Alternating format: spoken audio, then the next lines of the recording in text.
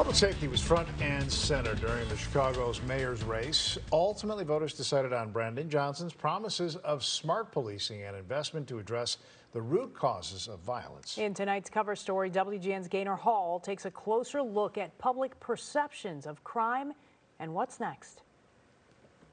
Coming soon, we'll have a new mayor and new police leadership facing a persistent problem: how to make Chicago safer for everyone. Chicago's a great city, but we want to feel like safe. It is not safe anymore. I mean, people are afraid of going out. I mean, they're scared for their life. Certainly public safety is something that we are all primarily focused on. I want safety for every single family in the city of Chicago. We're tired of hearing it. We want to actually see it. We want to actually see it. Chicago is at a tipping point, and unless someone can come in and change the narrative of what's going on in this city, it's only going to get worse. We have to find a common ground. Kanoya Ali walks closely with people impacted by gun violence. I see them, and I see myself. I see myself in them. Looking back on his childhood, he says his father struggled with addiction, stealing from Ali's mother, who was working hard to support the family. I can't allow my mother to be in a situation where people think she's a bum. So when the opportunity presented itself to do something, to be a watch out, I was like, all right, $100 a day right after we got out of school, cool. He was 17 years old when he went to prison for taking a man's life. Life experience that now informs the work he does with Chicago Cred, connecting young people to resources, therapy, and opportunity to make money. When I was being sentenced, I asked the judge, can I speak to the family? I told his family that day, whenever I get out of prison, that I was going to always try to give back. We need to take a much more active and intentional approach. Rosanna Ander studies the data.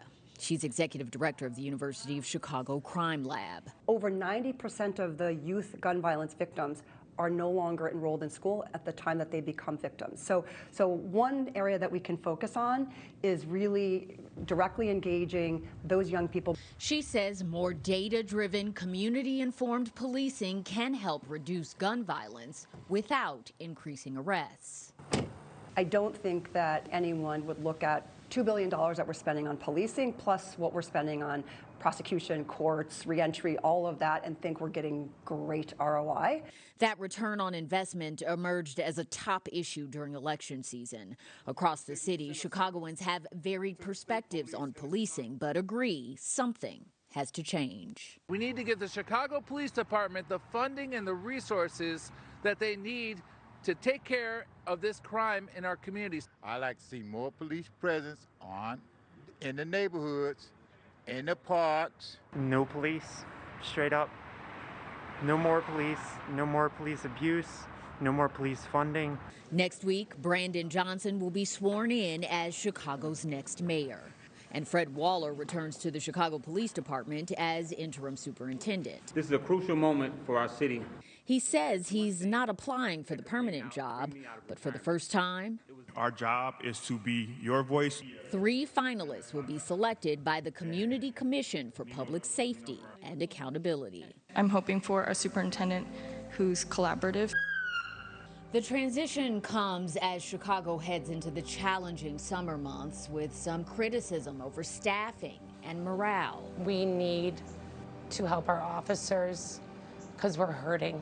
And the impact on officer mental health. He's got a tough job, if he can reinforce, get more police out there and stuff, but, it's not easy times now. I guess I'd feel safer around the city knowing that cops have training and they're aware of their own biases.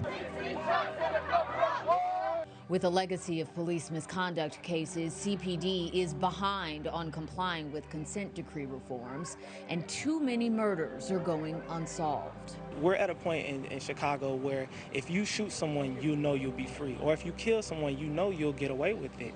Trey Bosley's brother Terrell was murdered in 2006. While their family still waits for justice, he fights. I feel that my brother is looking down on me. For tougher gun laws and investment. We just truly need to give the police help, and that's by us investing in community, investing in mental health services. We have 77 different communities in the city of Chicago, but at the end of the day, it's one Chicago. Francisco Arenas is a retired juvenile probation officer, now working with Build Chicago. He says the next police superintendent must lead with empathy. You have to be empathetic of the children that you're working with and the community you're working with. Imagine yourself walking one day in their footsteps and the challenges that they have. Build's new facility opened earlier this year in the Austin neighborhood, offering a range of programs, intervention work, and crisis response.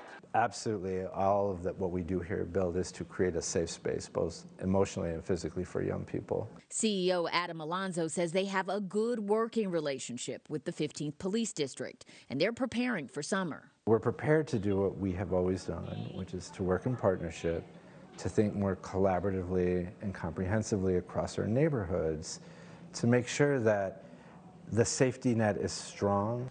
On a larger scale, police working in parallel with community violence intervention programs could be something to build upon. The police got a job to solve crime. We have a job to try to prevent crime. For Ali, the most important step forward is building relationships. What would you like to see them do right now? Right now, I would love for the police to be honest, come out of those uniforms, just build relationships with some of the people in the community. To get out into the community and actually, again, hear from people what they want and need. I think that focusing on serving is the biggest thing. The time for talking is over. We need to see action. The commission will present finalists to the mayor by July 14th. Johnson has said he wants someone from Chicago to take over the permanent role, an experienced insider who can win the trust of officers while also working to build trust in the community. Gaynor Hall, WGN News. So many people thinking about this and talking about this, and the bottom line for so many of them that it is time to come together. And those many perspectives.